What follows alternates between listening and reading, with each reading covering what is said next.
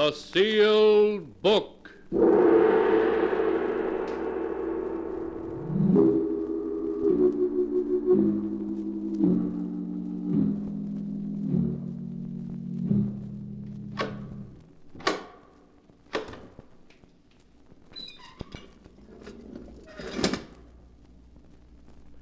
Once again, the keeper of the book has opened the ponderous door to the secret vault, wherein is kept the great sealed book, in which is recorded all the secrets and mysteries of mankind through the ages.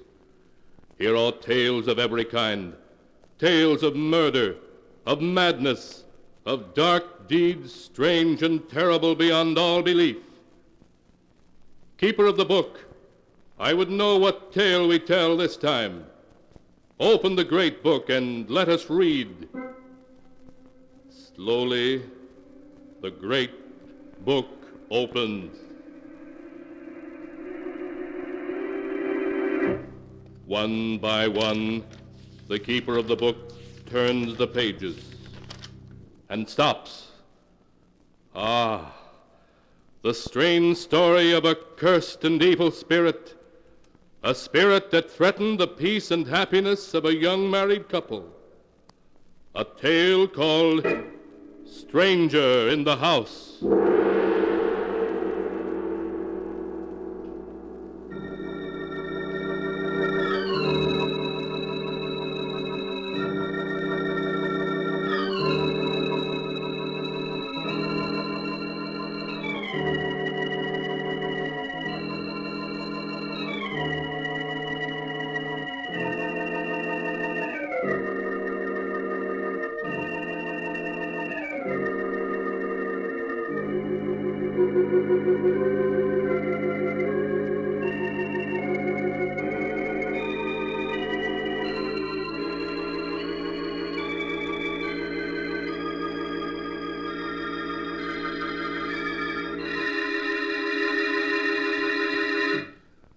Here is the tale, Stranger in the House, as it is written on the pages of the sealed book. The tale was told by Jane Barton herself. From the first moment I saw Wickford Manor, I was filled with a sense of uneasiness, almost fear, a fear I couldn't explain. To all outward appearances, Wickford Manor was just another old, staunchly built colonial house, the kind you see through all New England. Roger, my husband, was delighted with the house. Its beauty and remoteness won his heart from the beginning. Say, take a look at that beautiful staircase. Look at this magnificent fireplace in the drawing room. Yes, it is beautiful, Roger. It's just the size house we need, with 4 rooms upstairs. 4 rooms upstairs? How do you know, Roger? The agent never mentioned how many rooms the house had. Didn't he? Well, there's only one way to find out. Let's go upstairs and look. Come on, Janie. All right, Roger. This house would require very little in the way of repairs. But it hasn't any electricity, Roger. Oh, well, we could use lamps until a line could be run to the house. Look, Janie, there are 4 rooms up here. So there are. It's as though you've been in this house before. Yes, I have a feeling I have. Well, perhaps that's the reason I like it. But, darling, you've been ever so quiet since we entered the house. Don't you care for it?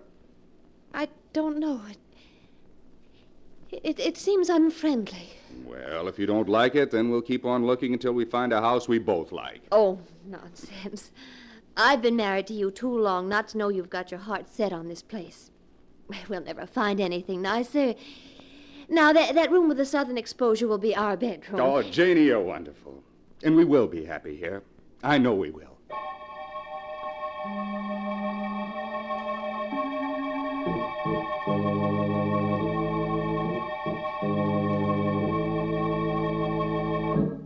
Because I loved Roger and wanted to see him happy, I buried my fears and agreed to the purchase of the house. The first evening in our new home, as I went about the drawing room unpacking our belongings, I suddenly realized how cold and clammy the room was in spite of the roaring fire. Beyond the feeble light of the oil lamp, the room was thick with fog. Suddenly it seemed to engulf me like a shroud, and I felt the icy coldness of the grave upon me. My heart pounded in my ears. I felt faint. After what seemed like eternity, The fog rolled away. The light of the lamp became brighter. I felt unbearably alone. I rushed out of the drawing room. As I opened the door to the study, I saw Roger seated before the fireplace. He was staring unseeingly at the ashes of a fire long since gone out. Roger. Roger. Roger! What? Oh, it's you, Jane. Roger, is anything wrong? Wrong? Yes, you seem so far away, remote. It frightened me. Do you smell perfume in here? Perfume? Why, yes. It's the perfume I gave you for your birthday, isn't it? No. No, it isn't my perfume. It smells like narcissus. Yes, so it does. How strange. Roger, what were you thinking of when I came in here? Why, I don't know. My mind was reaching out for something. Something in the past. But it was also confused. It was as if I were wandering in a fog. Wandering in a fog? Yes. Well, Jane, you're so pale. Aren't you feeling well? I'm just tired. It's been rather a tiring day. Now, you go up to bed, Jane. I'll be along later. All right, dear. Don't forget to turn out the lamp when you come up. I won't.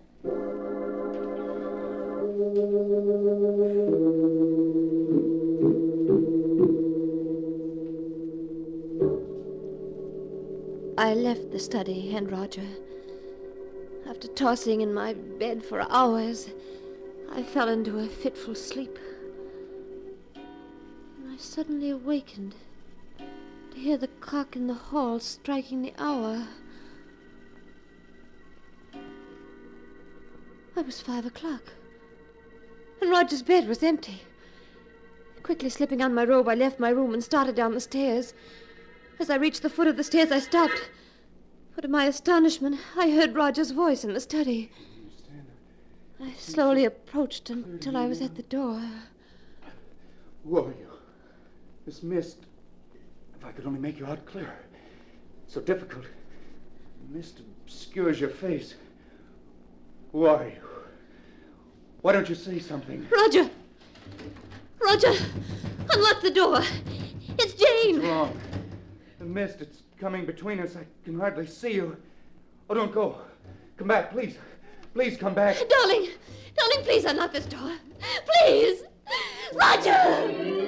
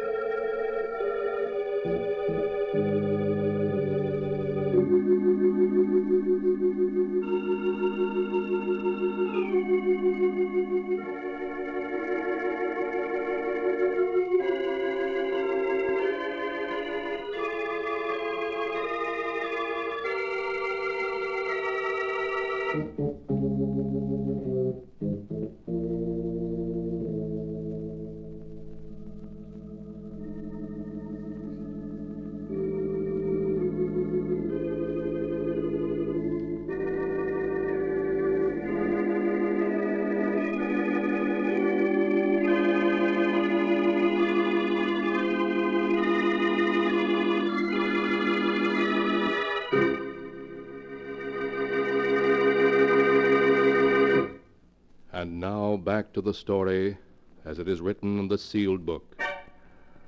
It was 5 o'clock in the morning when Jane suddenly woke and found Roger locked in his study. He was apparently talking to someone, although there could be no one there. Hysterically, Jane pounded on the study door. Darling! Darling, unlock the door, please! Roger! is it, Jane? I was so frightened. Who are you talking to? Talking to?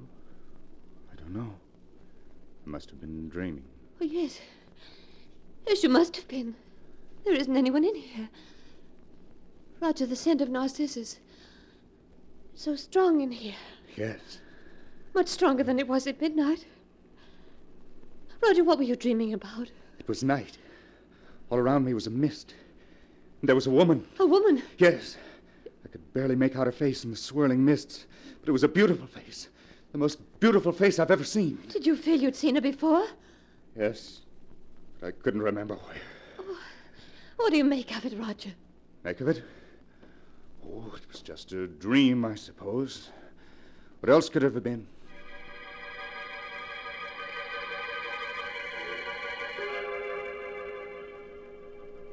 Roger said it was a dream. But in his heart, I knew he believed it was more than a dream. During the days that followed, he'd pace incessantly in the study, paying no attention to me, living only for the coming of twilight. And when night did fall, he'd lock himself in the study, forbidding me to disturb him. Hours would pass, and then suddenly I'd hear him talking to her, begging her to come closer, pleading with her to speak to him. At last, one night, I couldn't stand it any longer. When he began talking to her, I knocked on the door of the study until he opened it. What do you want? I thought I told you I wasn't to be disturbed. I must talk you to motley you. fool! She was about to speak to me for the first time. And you knocked on the door and caused her to vanish. Oh, Roger, you're not in love with her. You couldn't be. But I am. There's never a moment I don't think of her. Wish that I might see her. Oh, what you're saying is madness. You can't be in love with her. She's from another world, a phantom, an evil ghost. No, she isn't evil. She's beautiful. So beautiful I'd give my life for her. Roger, listen to me. You must come away from this house and from her. She's cast a spell over you, and it can only lead to disaster. Roger, we must leave this house at once. No, never. I insist. Get out, you hear? And don't come back. I'll never leave her, never.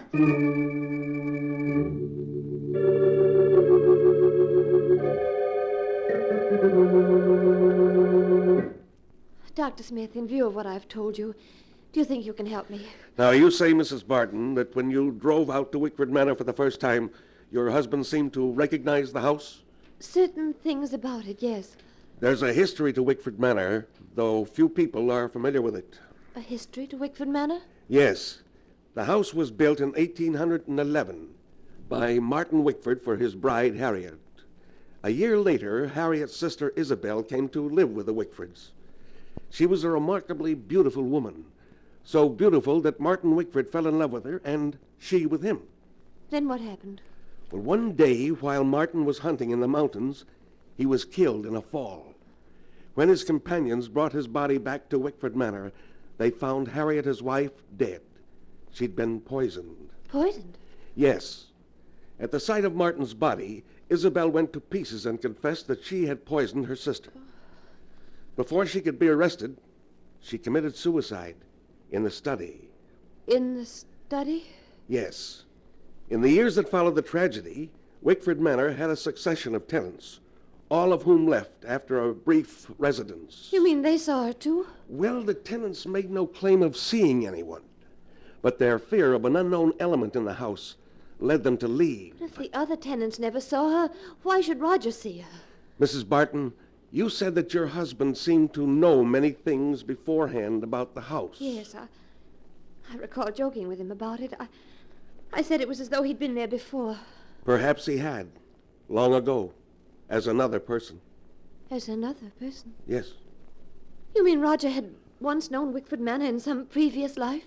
How else do you account for his remembrance of things that he'd never seen in this life? Oh, you're trying to tell me something, Doctor. What is it? Perhaps your husband and the spirit of the woman Isabel are able to bridge the gap of time and space because they had once known each other in another life. Doctor, you don't believe that Roger was Martin Wickford? I don't know. What is happening at Wickford Manor is beyond the knowledge of the living. But this I do know. We must return to the manor at once, for the spirit that's abroad in the house is one to be feared more than death itself.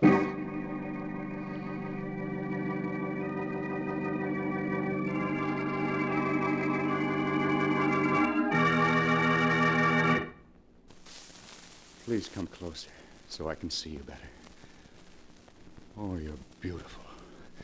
Beautiful. Won't you tell me who you are? We have met before, haven't we? Yes. We've met before. What? You spoke. I've waited so long for you, Martin. Why do you call me Martin?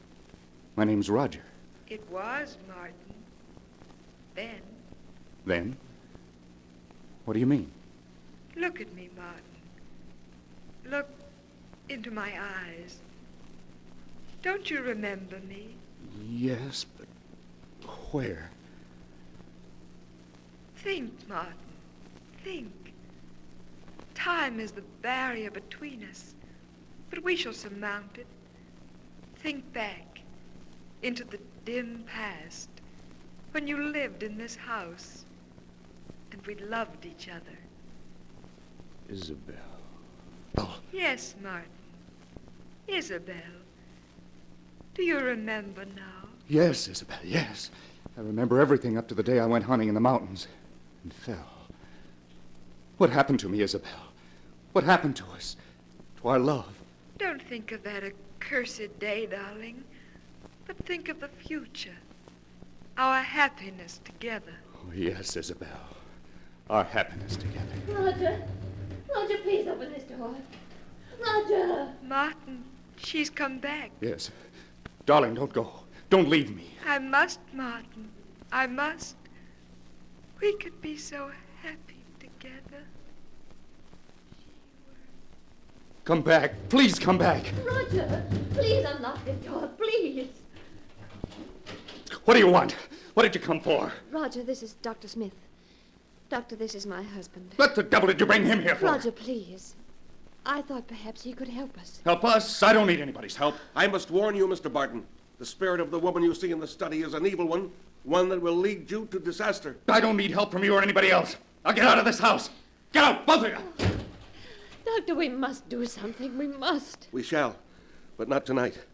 I must have time to think about it. You'd better return to the village with me. No, I don't want to leave him in the house alone. Something might happen to him. Very well, then. I'll return late tomorrow afternoon, and when I do, we shall take action.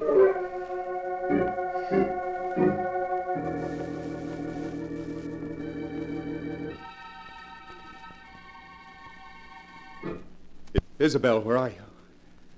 I'm alone now, darling. Please come back. I'm here, Martin. I'm here. Oh, yes, I see you now. Promise you'll never leave me again, Isabel. I don't want to leave you, darling. But that woman is trying to come between us. Jane? Yes.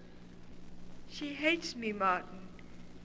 She will come between us if you don't get rid of her. I tried to make her leave, but she wouldn't go. Then that leaves only one thing to do. One thing to do? Yes. Come. We must hurry. It's almost dawn, and I'll have to leave you soon.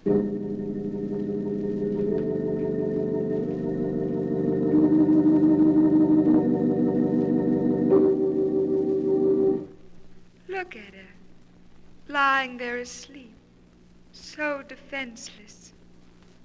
Yes. Go ahead. Put your hands around her throat and squeeze. Oh, Hurry, Martin, before she awakens. who's there? Answer her. It's Roger. Oh, for a moment I was so frightened. What time is it? It's just dawn. Hurry, Martin, I must leave. Yes. Roger. Roger, why are you looking at me like that? Oh, no, Roger. No, Roger! Tighter, Martin. Tighter until she stops struggling and is still forever. Isabel, don't leave me. Isabel, where are you? Isabel, please don't leave me, Isabel. Roger, she made you do it, didn't she? Oh, Roger, Roger.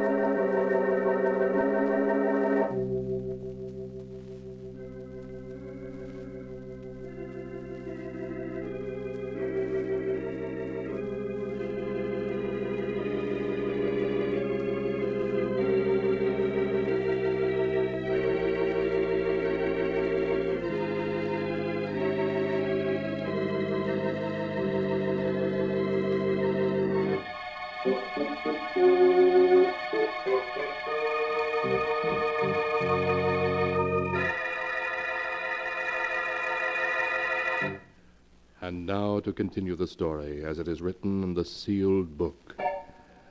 As Jane finished describing to the doctor how Roger, urged on by the sinister spirit he called Isabel, had nearly strangled her, the doctor spoke. And then, Mrs. Barton, you say your husband stopped choking you and ran out of your room and down to the study? Yes, Dr. Smith. Oh, I should have known better than to let you remain in this house last night. Don't you see? This Isabel knows that if he murders you, he will then join her cursed spirit forever in this house. Oh, look. Look, it's growing dark out. Soon she'll appear to bewitch him again. Doctor, we must do something. Very well. This woman, Isabel, has been denied the peace of the grave because her sister's blood is on her hands. She belongs neither to the living or the dead, only to this house. If we could get your husband to leave, perhaps it would break the spell she's cast over him. Yes, but he absolutely refuses to leave. Then we must force him to. I could very quickly give him a hypodermic and render him unconscious. Yes. Then we could carry him away. And to make sure he never returns to this house, we must burn it to the ground before we leave. Yes, we will burn it. And the evil that's in it. Then if you'll lead me to the study. All right, Doctor. Have you the hypodermic ready? Yes. Now, when your husband opens the door, just gain his attention for a moment. Long enough for me to give him the injection. Yes, very well. Roger. Roger, open the door. I want to talk to you. What do you want? Why has he come back to this house? He's come to take me away, Roger. To take you away? Good. I'm glad to see you. What have you stuck me with? What's that in your hand? Just a hypodermic, Mr. Barton. A hypodermic? What are you up to? You're trying to take me away from this house. From her. Well, I won't go. I won't go. Do you hear? You'll... Oh, Doctor, quick, quick, he's falling. I've got him, Mrs. Barton. Now I suggest you take that lamp and smash it on the floor. Yes. Let's burn the place down to the ground. Yeah, that's it. Now you'd better help me carry your husband out of the house. In a little while, this house will be a raging inferno.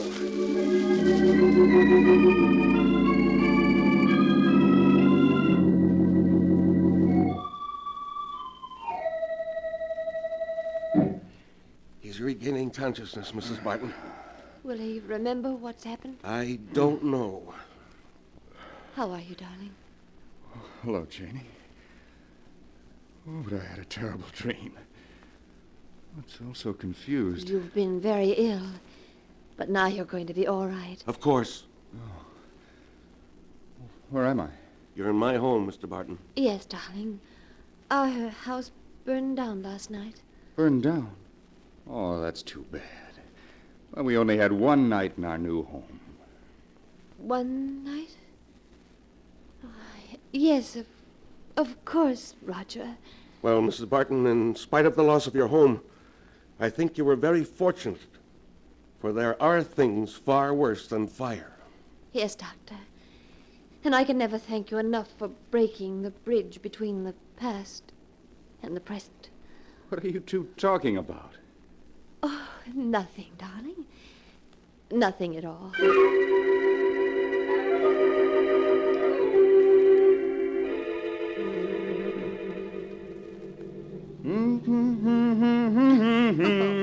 Roger, you've been humming that all day. Well, I like it. But you can't carry a tune. Oh, nonsense. I've carried this tune for 300 miles, and I'll carry it the rest of the way to California. Oh, what a trip this is going to be. Roger, What? do you smell something? Yes. Good night air. No, I don't mean that. Well, what's wrong with you, Janie? Don't you smell it? What? You mean that perfume? Yes. Seems familiar. What is it? Narcissus. Narcissus? Yes. Oh, Roger, we haven't escaped from her. She's here in this car. Martin, it's Isabel. Think, darling. Think. Roger. You look as though you're listening to her. You do remember everything now. Don't you, Martin? Yes. Darling, we must get rid of her. She's trying to come between us. Yes. Oh, Roger, you mustn't listen to her. Once she's gone, we'll be together forever, darling. Yes. Forever. Roger. Roger, why have you stopped the car? No. No, don't look at me like that. Roger, no. Stay away from me. You mustn't.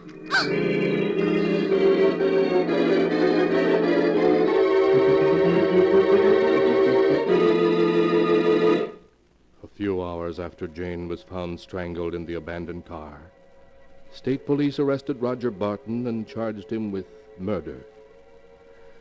Strangely enough, as Roger was being hanged for his crime, witnesses at the execution noticed a strange scent of perfume about the gallows.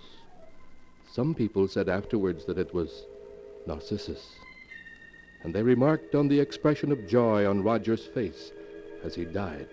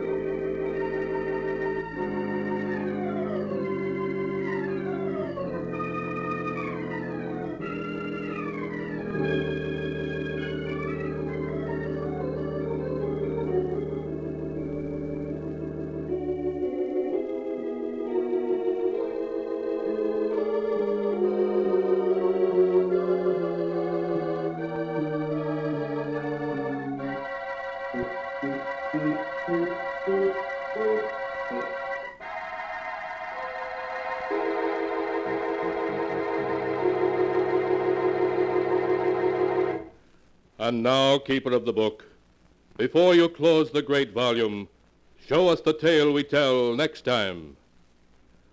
This one. Ah, yes, a weird and incredible tale of a wife who was being blackmailed because of her past. But because she did not know the identity of her blackmailer, she suffered 1,000 times over. The tale is called Out of the Past. Be sure to be with us again next time when the sound of the great gong heralds another strange and exciting tale from The Sealed Book.